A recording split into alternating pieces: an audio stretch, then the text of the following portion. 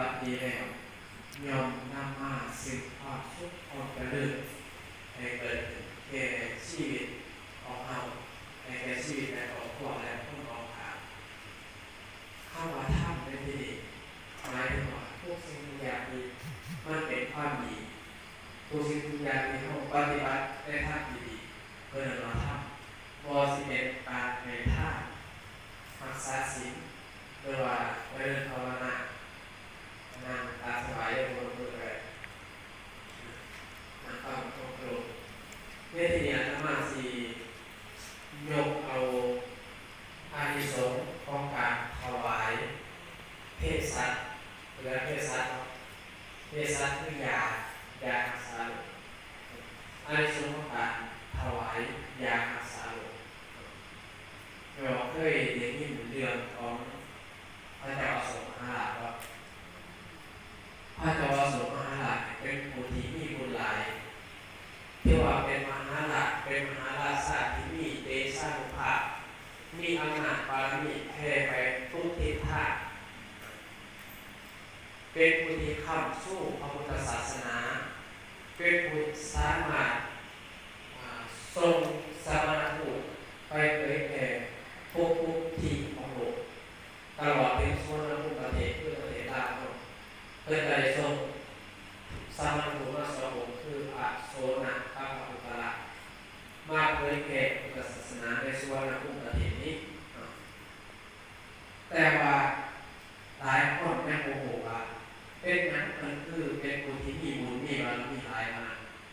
พระเจ้าทรงมหาราชมันมีที่ไปที่มาก็คือบุญที่มันได้ที่มันเป็นได้เป็นมหาราชาที่ได้มีบรมเดชานุภาพหลายมาย้อนว่าเพิ่นเคยถวายเพศสัตว์หรือว่าถวายยาเกศพระเป็นเด็กของพระเจ้าอันนี้เราจะได้เราอดีตพวกนั้นคือในสมัยก่อนพระเป็นเด็กของพระเจ้าเพิ่นเขานิโรธสมาบัติไม่เรียกว่าเขานิโรธสมาบัติเป็นเวลาเล่นมือนั่งสมาธิเป็นเวลาเล่นมือตั้งแต่ที่ออกมาแล้ว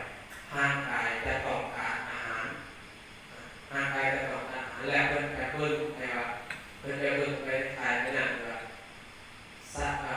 ผู้ใดสมควรที่จะใส่บาตรถ้าผู้ใดได้ใส่บาตรถ้าไปเรียกว่าเจ้าที่เขานิโรธสมาบัติแล้วอธิษฐานนั้นก็ได้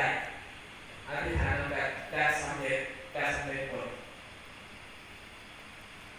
เพิ่นก็เลยเห็นไปเห็นพอขาดคนนี้ได้ละเพิ่นก็เลยคิดว่าสิไปบิณฑบาตเอา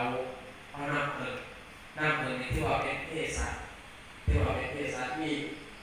มีเนยใสเนยขุ่นมันน้ำเพิ่นมาก่อนหาอย่างที่ว่าเป็นเพศสัตว์เป็นยาสามารถเอามาประกอบเป็นยาได้เพิ่นก็เลยสิไปบิณฑบาตน้ำเพิ่นในระหว่างทางเพิ่นไปขอน้ำไปขอผู้นึงเราเป็นคนใส่ของเสียทีตอนนั้นเรากำลังไปเพิ่นไปงานไปบิณฑบาตนั่งทาสีเทียนคนใส่เทียนนั่งทาสีที่เป็นคนใส่เทียนเกิดความศรัทธาเลยถามว่าพระพุทธเจ้าบิณฑบาตไหนเนาะมันก็เลยบอกว่าอาตมาบิณฑบาตนั่งเพิ่นนั่งก็เลยคิดไปโอ้โหเป็นมีปัญหาเป็นคนอักษรคนอื่นบ่มีเงินมีความที่จะซื้อน้ำมาถวายก็เลยคิดว่าด้วยที่เป็นกุศลนะเห็นว่านิมนต์เขาไปบิณฑบาตอยู่หันอยู่ตลาดที่เขาขาขายน้ำเพิ่นรูปแนะนำ4บอกนะ4บอกเขาเลยคือแบบ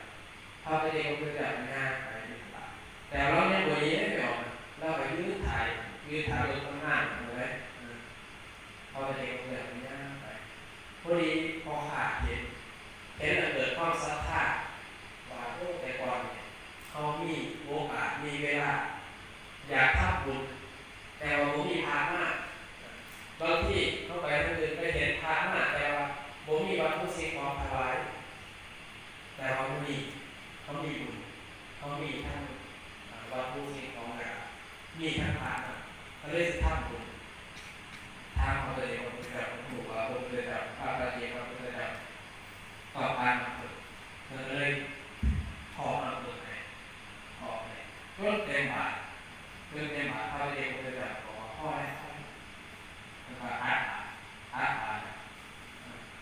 เพิ่นก็อนุโมทนาบุญก่อนที่เพิ่นอนุโมทนาบุญ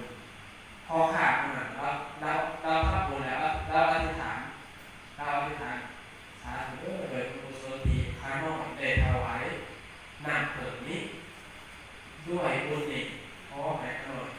ได้เกิดเป็นมหาราชหรือว่าเป็นมหาราชาองค์ใดองค์หนึ่งในอนาคตที่มีพระบรมเดชานุภาพแผ่ไปตลอด1 โยชน์หรือว่า16 หลักและการได้มีบุญทำสู้พระพุทธศาสนาให้เจริญรุ่งเรืองที่สุด